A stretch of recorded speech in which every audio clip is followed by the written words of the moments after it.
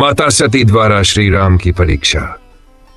ये कथा त्रेता युग की है, जब भगवान श्री राम अपनी पत्नी माता सीता और छोटे भाई लक्ष्मण के साथ वनवास भोग रहे थे।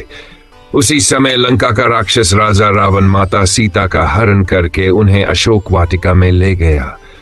माता सीता की खोज में श्री राम और लक्ष्मण जंगल जंगल भटक रहे थे।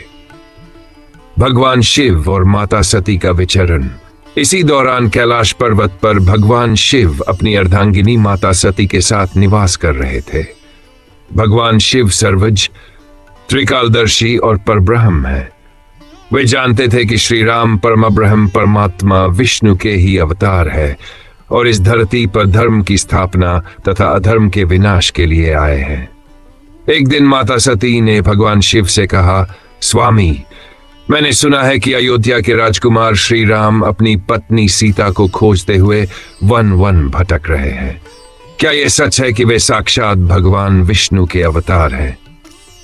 भगवान शिव ने उत्तर दिया, सती, श्री राम कोई साधारण मानव नहीं है। वे स्वयं नारायण के अवतार हैं। उनका यह वनवास, सीता माता का हरण और उनका दुख और लीला मात्र है। लेकिन माता सती को विश्वास नहीं हुआ। उनके मन में संदेह उत्पन्न हुआ कि यदि श्री राम सचमुच भगवान है तो वे एक साधारण मनुष्य की भांति विलाप क्यों कर रहे हैं? वे अपनी पत्नी के वियोग में क्यों दुखी हो रहे हैं? भगवान शिव उनके मनोभाव को समझ गए, किंतु उन्होंने माता सती की परीक्षा लेने की इच्छा देखकर उन्हें रोकना उचित नहीं समझा। माता सती की परीक्षा। माता सती ने अपने मन में विचार किया कि वे स्वयं जाकर श्री राम की परीक्षा लेंगी। उन्होंने अपने योग जैसे ही माता सती को देखा, वे मुस्कुराए और उन्हें प्रणाम करके कहा, माता, आप यहां किस उद्देश्य से आई हैं? माता सती यह सुनकर चकित रह गई। उन्होंने सोचा कि वे सीता के वेश में हैं, फिर भी श्री राम ने उन्हें माता क्यों कहा? श्री राम मुस्कुराते हुए बोले, हे माता सती, आप त्रिलोक में विख्यात हैं। आपको यह परीक्षा लेने की क्या आवश्यकता थी? आप भोलेनाथ की अर्धांगिनी हैं, आप स्वयं आदिशक्ति हैं। क्या आपको यह शोभा देता है कि अपने स्वामी के वचनों पर संदेह करे? यह सुनकर माता सती अत्यंत लज्जित हुई। वे समझ गई कि श्री राम केवल अयोध्या के राजकुमार नहीं बल्कि साक्षात नारायण है।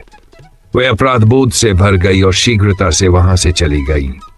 भगवान शिव का मौन व्रत।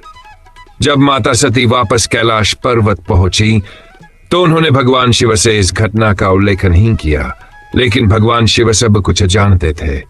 वे माता सती के मनोभाव और उनकी परीक्षा की बात समझ गए। भगवान शिव को यह अत्यंत दुख हुआ कि माता सती ने उनके वचनों पर विश्वास नहीं किया और स्वयं परीक्षा लेने चली गईं। इसलिए उन्होंने अपने मन में एक संकल्प किया और सती से दूरी बनाए रखने का निर्णय लिया। उन्होंने मौन व्रत धारण कर लिया और समाधि में लीन हो गए। माता सती इस परिवर्तन से अत्यंत दुखी हुई।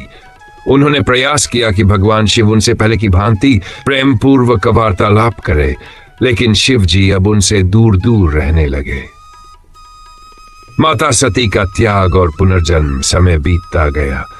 कुछ समय बाद जब राजा दक्ष ने यज्ञ का आयोजन किया, तब उन्होंने भगवान शिव का अपमान किया और उन्हें यज्ञ में आमंत्रित नहीं किया। माता सती अपने पिता दक्ष के इस व्यवहार से अत्यंत आहत हुई। उन्होंने यज्ञ में जाकर अपने पिता को समझाने का प्रयास किया, लेकिन जब राजा दक्ष ने भगवान शिव का निरादर किया तो माता सती से यह अपमान सहन नहीं हुआ। उन्होंने उसी क्षण अपने योग बल से अपने प्राण त्याग दिए। जब भगवान शिव को इस घटना का पता चला तो वे अत्यंत क्रोधित हो गए।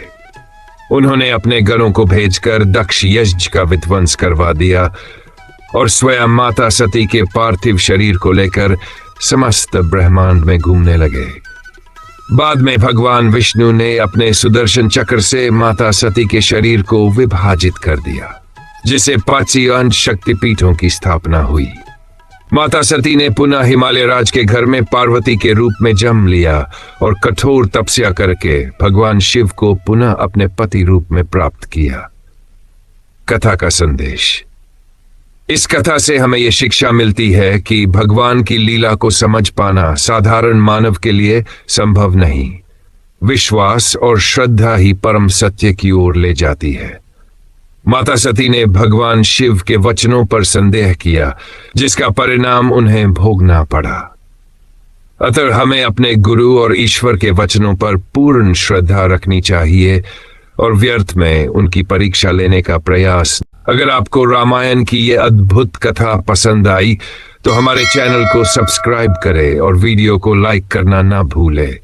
हम आपके लिए ऐसी ही रोचक और प्रेरणादायक कहानियां लाते रहेंगे। जय श्री राम। हर हर महादेव।